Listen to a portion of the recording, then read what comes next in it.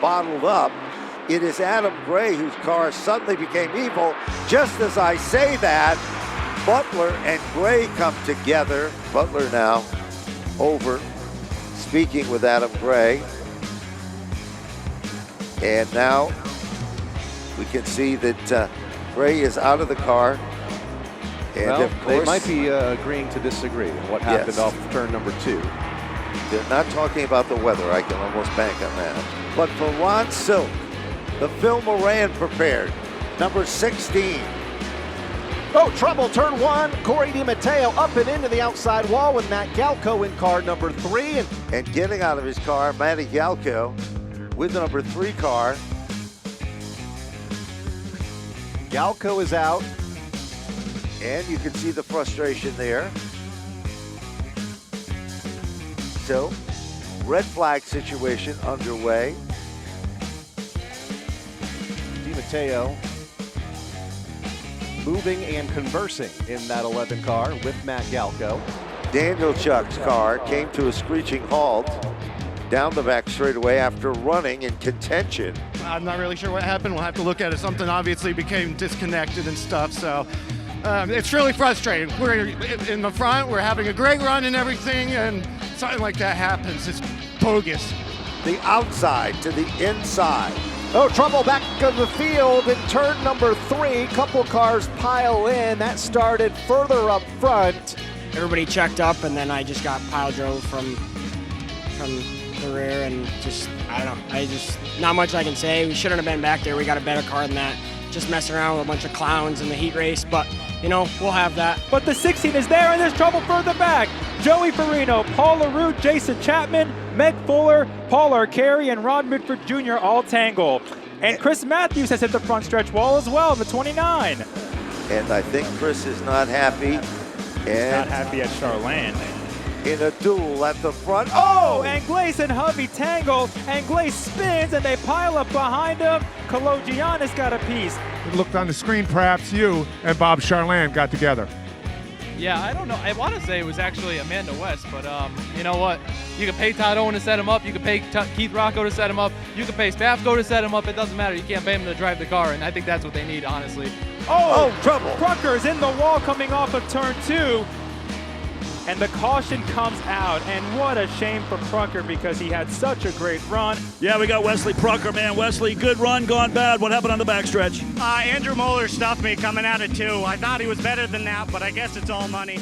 And there's more trouble further back. Norm Sears in the 98 spins, gets clobbered from behind by Anthony Farino in the 52, and that brings back the caution. He gets out of the race car.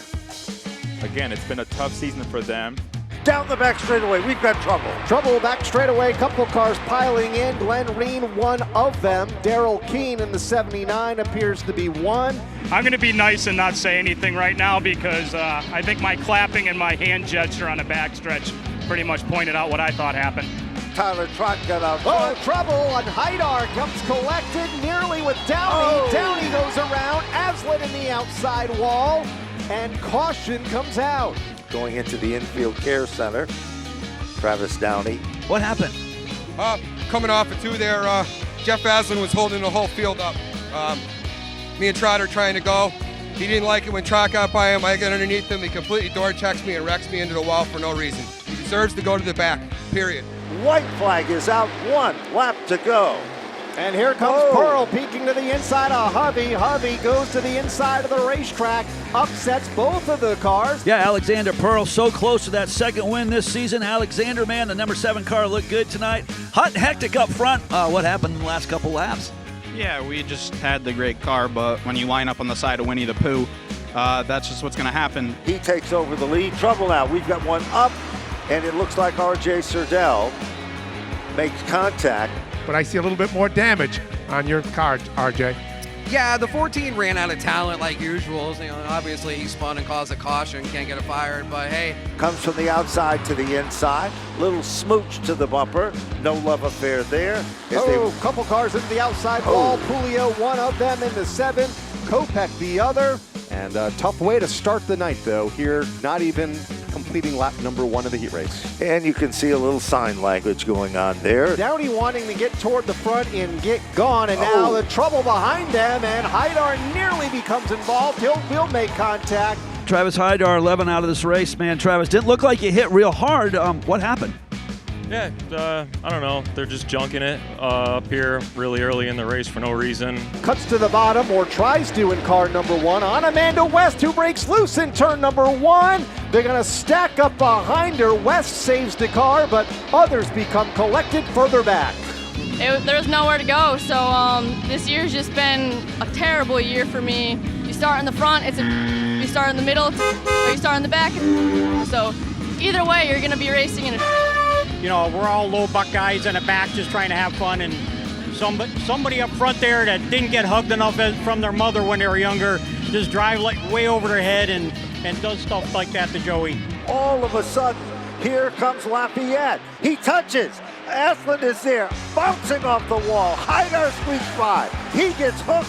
He goes spinning like a top. And Jeff Aslan, you were involved in that battle, had the restart on the outside, and then fell back to third. Well, we didn't really fall back to third. We got shoved back to third.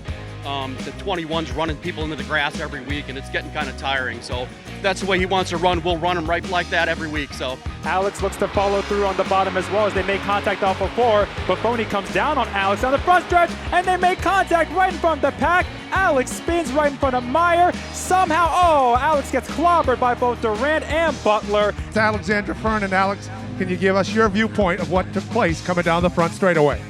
Yeah, I'll tell you exactly what happened in case you missed it. The 07 ran out of talent. He's just mad that he's on the outside and getting passed by people on the inside. He tried to turn down on the 23, and then he turned down on me on the front straightaway like a Yahoo! And while that's been happening... Oh, trouble, front straightaway. The 5 gets turned, and others pile in. Connor Jensick, Samantha Dell. Yeah, guys, I got Connor Jensick here, the number 9 car out of this one. Did you see what happened on the front stretch? Just a bunch of clowns, I'm gonna be honest. I don't know what the 5 was doing there the entire time. He was beating and banging on my brother there. Back straight away, a couple of cars together again. Robert Bloxham and the 75 of Vogt. And we've got a yellow. Oh, what happened? I don't really know. I mean, these guys out here are just nuts. They don't have a clue how to drive, I guess. Wade Gagner out of that spot and out of that running. Oh, battle for second goes around in the corner, and one car hard into the outside wall. That's Paul Arcuri. Nick Anglaise was also involved in an incident. Nick, what was your view?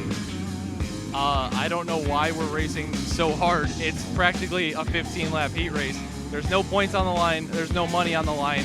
The 12 went into turn 3, bottomed out, and cleaned himself out using Casey Vogt. It was the stupidest thing I've ever seen in my life, and now one of the strongest race cars in this field probably won't even be in this field tonight. Off the turn, this time, Rocco on the outside. And he does not come up to speed. Down here with Jacob Perry, driver of the 21. Jacob, what happened from your perspective out there? Apparently KRR and Keith Rocco Racing needs to start selling transmissions because that was 3 starts before lap 0 where 2 KRR cars wiped out 3 really good cars. And around goes Zarella, and a big hit off of turn number 4.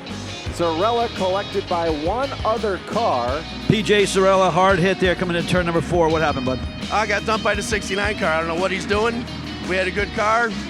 I don't understand it. He should know better. I'm not real happy. I hope I don't see him in the back here.